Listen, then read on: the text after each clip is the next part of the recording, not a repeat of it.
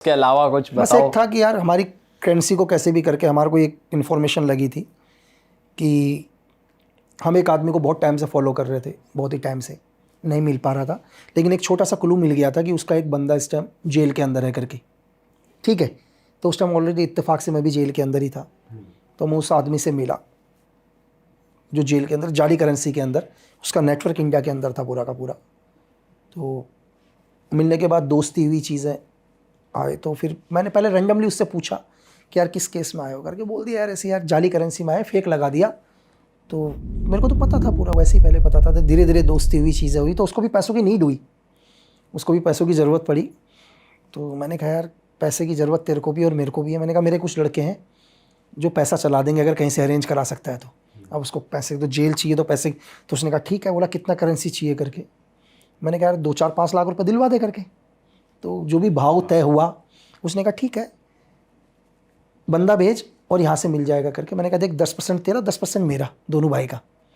तो जाली करेंसी उसने दिलवाई, 5-1 लाख जाली करेंसी दिलवाई उसने। तो थोड़ा उसको पैसा मिल गया तो उसको एक ट्रस्ट गेन हो गया। ठीक है, ट्रस्ट गेन हो गया। तो मैंने कहा यार करेंसी तो बढ़िया है, बिल्कुल। बोला यार बिल्कुल 42 फीचर्स हैं भाई, कोई पकड़ ही नहीं सकता करके। ठीक है, तो हमने उन नोटों को चेक करवाया और पता चल गया कि ISI के नोट है करके, पाकिस्तान से पूरा इंडिया आ रहे हैं करके, वो फीचर्स पूरे के पूरे पाकिस्तान के हैं करके। ठीक है, तो फिर मैंने उसको बोला कि यार ये बढ़िया, तो अगली डील एक करा, 50 लाख की डील करवा दे। तब उसने कहा 50 लाख की डील तो इंडिया में नहीं हो पाएगी करके। तो बस मैं यही सुनना चाह रहा था। तो मैंने कहा अपने आदमी चले जाएंगे भाई वहाँ। तो आदमी लोग वहाँ गए, उसने डील करवाई, उसको एक मोटा प्रॉफिट मिल गया, बढ़िया। लेकिन हमारे को पहुँचना था उस टारगेट तक जिसे हम चाहते थे। तो डील के बाद उसने कहा बढ़िया धंधा चल रहा है करके, उसको प्रॉफिट बहुत बढ़िया, भरोसा, उसको अच्छी कमाई मिल गई, बिल्कुल जेल में बिल्कुल जैसा रह रहा था बिल्कुल राजा की तरह हो गया, जेल में कमाई अच्छी आ गई उसकी। तो फिर हमने एक बहुत मोटी रकम, एक रिस्क लिया बहुत मोटी रकम का। अब उतना पैसा सुनकर उसने कहा ये तो मेरे हाथ में नहीं है करके, यार इसकी डील करने के लिए तुम्हारे को किसी से मिलना पड़ेगा। ठीक है, तो धीरे धीरे हम उस आदमी तक मिले डील तक करने के लिए। तो उसने कहा ठीक है इतनी बड़ी डील, पेमेंट वगैरह तुम हमारे को दिखा दो करके। ठीक है, हमने वीडियो कॉलिंग से पूरा उसको पेमेंट वगैरह दिखा दिया। तो उसने कहा ठीक है ये डील मेरे हाथ में नहीं है, इस डील को मेरे सुपीरियर करेंगे, उसी की ज़रूरत हमारे को थी।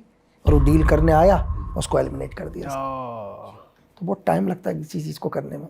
तो उसको किल ही करा फिर आपने? कर दिया, ख़त्म कर दिया सर। ये आपने खुद एग्जीक्यूट करा या नहीं, मैंने एग्जीक्यूट आप नहीं किया। इन्फॉर्मेशन दे रहे थे? मैं इन्फॉर्मेशन या हमारी टीम या जो भी थी, और पूरा जाली करेंसी का नेटवर्क खत्म किया। और ये कितने टाइम में एग्जीक्यूट हुआ था पूरा? पूरे प्रोसीजर को लग गए थे 4 महीने के आसपास, अच्छा। और बहुत पैसा भी खर्च हुआ। बट सर जब आप जेल में थे तो आप सर्व कर सकते हो, मतलब ऐसा था कि आप आपकी तो मैं आज भी information- कर दूंगा सर। आप भी अगर आपके पास भी कोई अच्छी इन्फॉर्मेशन हो जो हमारे देश के हित के लिए हो, आप कभी भी दे सकते हैं। अच्छा बिल्कुल।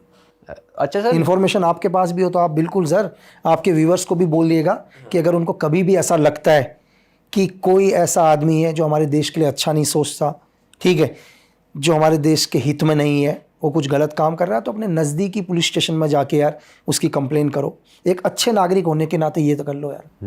सही बात है। ठीक है, तो ये कभी ना सोचें कि आप सेफ हो, क्योंकि आतंकवाद कब आपके दहलीज पर आएगा आपको कभी नहीं पता चलेगा यार। सर वैसे एक स्पाई और टेररिस्ट का जो माइंडसेट है वो बिल्कुल सेम होता है क्या? यार देखो कि अगर मतलब वो पॉजिटिव और नेगेटिव साइड छोड़ के कि देश के लिए। यार ये तो एक लाइन है, मैं लाइन के इस पार हूँ, मैं हीरो हूँ, मैं लाइन के उस पार चला गया तो मैं एक आतंकवादी हूँ यार। तो एक लाइन का फ़र्क है सर।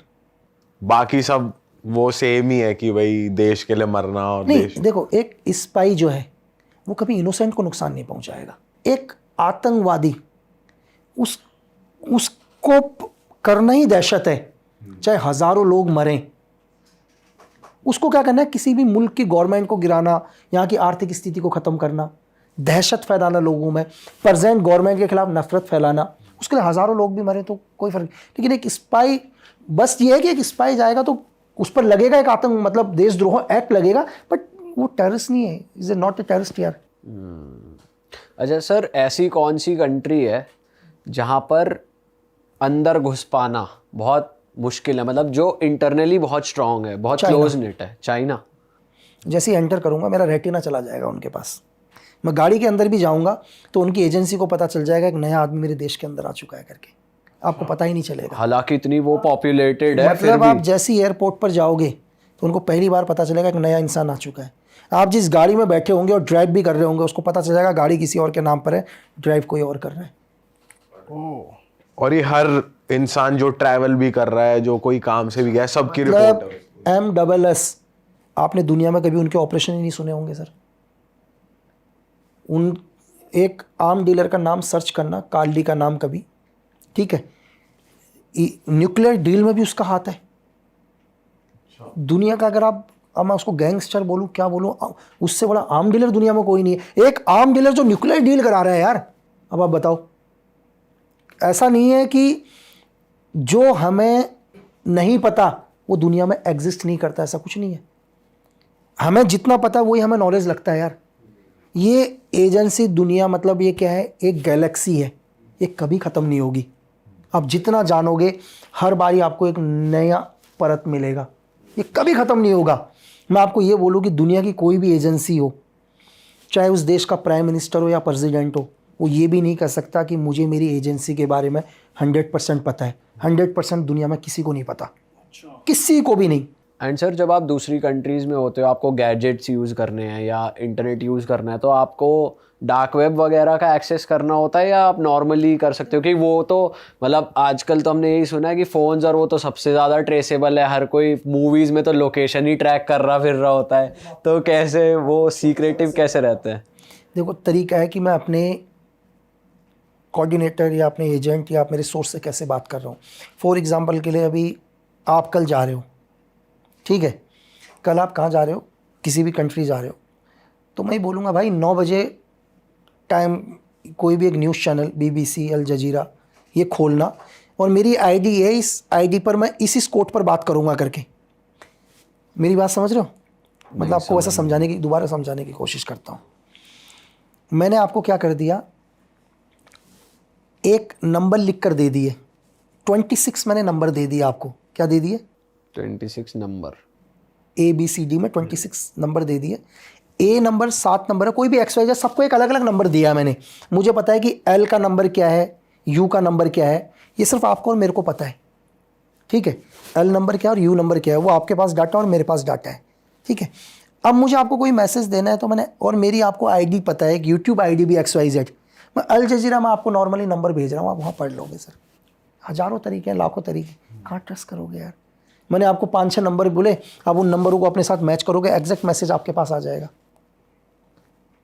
और थोड़ी देर के बाद उस मैसेज को डिलीट भी कर दूंगा यार, 2 सेकंड के बाद, 5 मिनट के बाद पूरा मैसेज दे दूंगा। हज़ारों लाखों तरीके हैं, आप सोच भी नहीं सकते हो। सर फ़ोन वैसे सुन ही रहा होता है आपकी मोस्टली बातें, कोई भी हम बात कर रहे होते हैं वो मैसेज आ जाता है। फ़ोन पर बात ही नहीं करते हैं सर। अरे वाह, आपने ये वीडियो यहाँ तक देख ली भाई, तुमने हमारी मेहनत सफल कर दिया। तुम ही लोग हो असली रियल हिट। और अगर आपको बहुत मज़ा आ रहा है ऐसी क्लिप्स में, ऐसी वीडियोस में, तो फटाफट जाइए प्लेलिस्ट पे, बिंज वॉच कीजिए, सारी वीडियोस देख डालो और मौज काटो। That is it. हम मिलेंगे नए पॉडकास्ट में, नए क्लिप में। Till then bye bye, see you, take care, do subscribe.